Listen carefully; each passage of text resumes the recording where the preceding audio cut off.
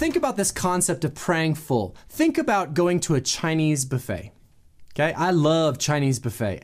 It's my weakness. I go in and I can eat my body weight in MSG, right? I know it's bad for me, but I enjoy it. But when I go into a Chinese buffet, I kind of prepare all day, right? I put on my stretchy pants, I put on my big shirt, and I kind of fast. I make sure I'm empty because I want to go in there and take everything I can for all that it offers me, right? And when I walk in, what that emptiness does, what that need does in me is it causes me to perceive the food in such a way. We all know it's bad for us. I know it's bad for me. I know that stuff is probably not going to taste the best, even though we do have some tremendous Chinese buffets around this area.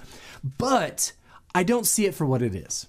I don't see it for being bad for me. I don't see it probably not being the best course and fare, but because I'm empty, I'm salivating to eat anything, right? I'm prepped and I'm ready to just gorge myself, okay? I know it's gluttony, I know it's a sin, God forgive me, but I'll just be honest, when it comes to Chinese buffets, I will prep that way, okay? Because I know that I usually eat very healthy, I usually am very chaste in how I eat, I'm kind of on this nutrient kick. And so when I go there, I kind of like, I kind of earned it. I know that's not how I should think, but I'm just being honest. Okay. But then if I think about what it would be like to change my mindset, what if I were to go into the Chinese buffet and I were to go in full?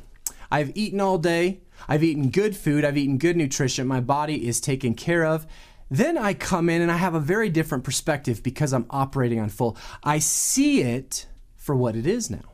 So on empty, I don't see it for what it is. I think it's going to fulfill me. I think it's going to give me everything. But when I have a full stomach, I come in and I go, oh, not only could I not eat another thing, but if I'm going to eat another thing, it is not going to be that thing over there, whatever that thing is all wriggling around on that plate.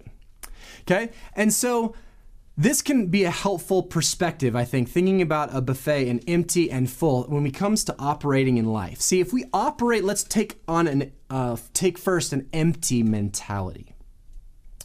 When we think we're empty, we don't see life for what it is.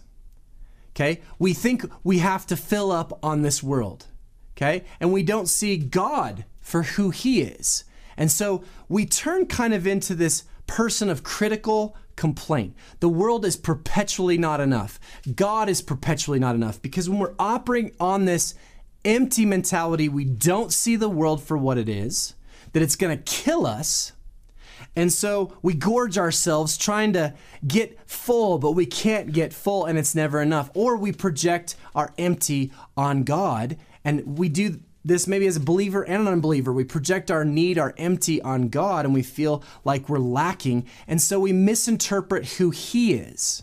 We come to the wrong conclusions because our emptiness is based in complaint and criticism and discontent and always finding lack.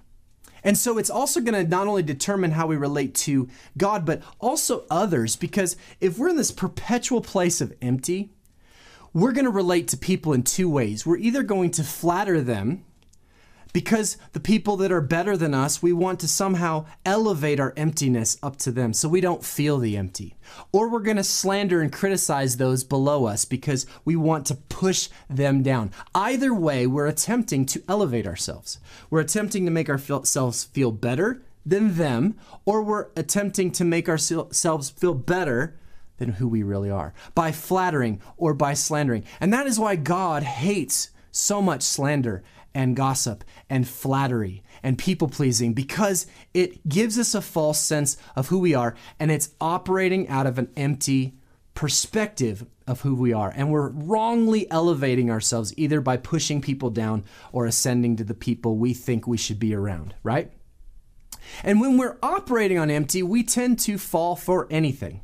Because the grass is always greener on the other side, we feel like we're perpetually and constantly missing out on something.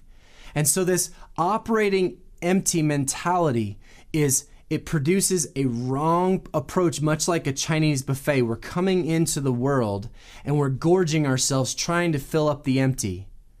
Or we're projecting an emptiness on God, and so when we do pray, we're praying as if we're trying to always get from him. We're trying to just gorge ourselves, but it's always in this place of give me more, and it develops this critical complaint in us, and it's going to change how we relate.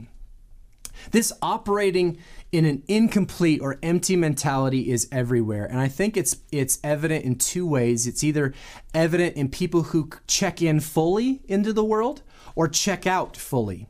And we're going to be talking today about enlightenment. We're going to be talking about wisdom. And some people will check in to the world in any fashion. It could be through education. It could be through higher learning. It could be through music. It could be ideologies. It could be politics. But we want to check in fully because we want to grab all the enlightenment we can. We want to grab all the wisdom we can. And we feel this sense of empty, so we're full on in the world, right? We're going to get every experience we can. We're not going to miss out. I once had a very close family member tell me, if you don't try it, you don't know if you're not going to like it. Well, that's just a recipe for sin, right? We're just going after anything, just trying to fill the empty. And really this is, and it's going to sound surprising to many of you, this is actually the definition of religion. Religion literally means to bind back. So it's us recognizing that something's been lost. We're emptied of something. It's like this mountain, and we've been thrown down to the bottom of the mountain, and we're constantly trying to fill the empty by crawling back up this ideological mountain. And religion is constantly binding back. The truth and surprise is that Christianity is the only belief system in the entire world that is not a religion.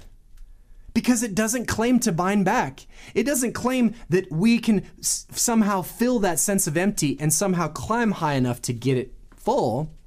It admits that Jesus came down to us and brought fullness to us because we couldn't do it on our own.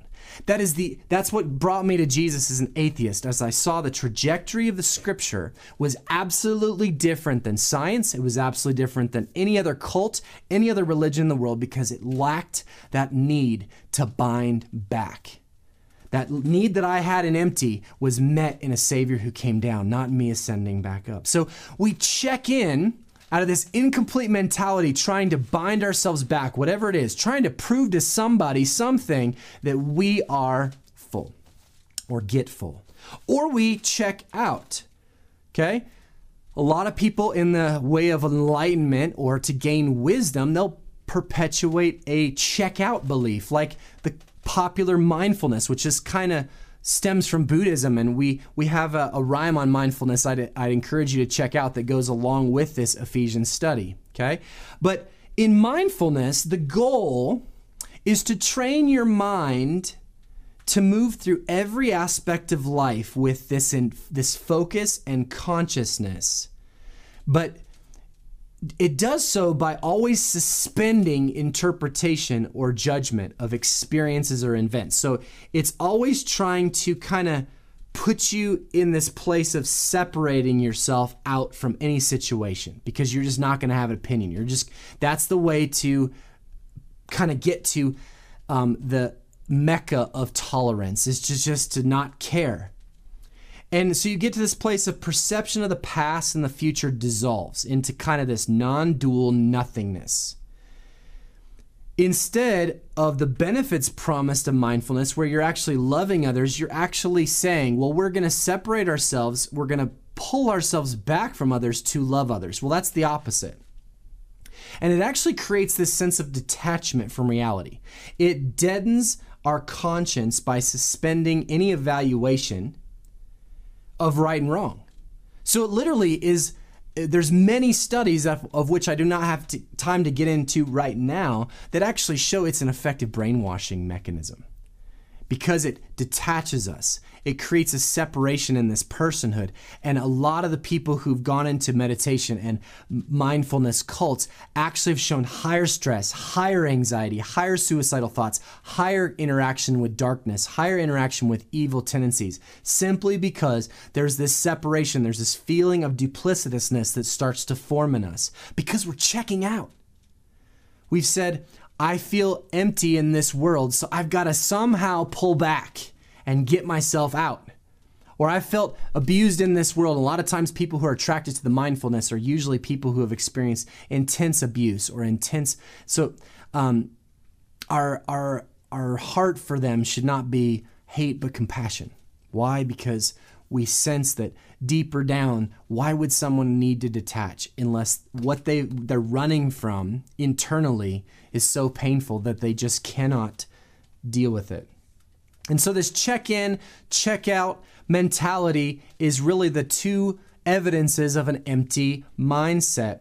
And it might be evident in our world of people always trying to find themselves in sexuality. They're checking in fully, trying to get every inner experience. Or it could be evident in all the self-examination cults, the yogas, the me is God, the I need to work on myself, I need to date myself. This whole self-examination and inner cult rise that we're seeing in the world right now, it shows us that empty is the way of the world. And because of that, it's like a Chinese buffet. We got our stretchy pants on and we're like, I'm ready to fill up with whatever this world has because I know I'm empty. Doesn't matter that it's filled with MSG. Doesn't matter that it's filled with all kinds of problems and it's not good for us, but we're just going to devour it nonetheless.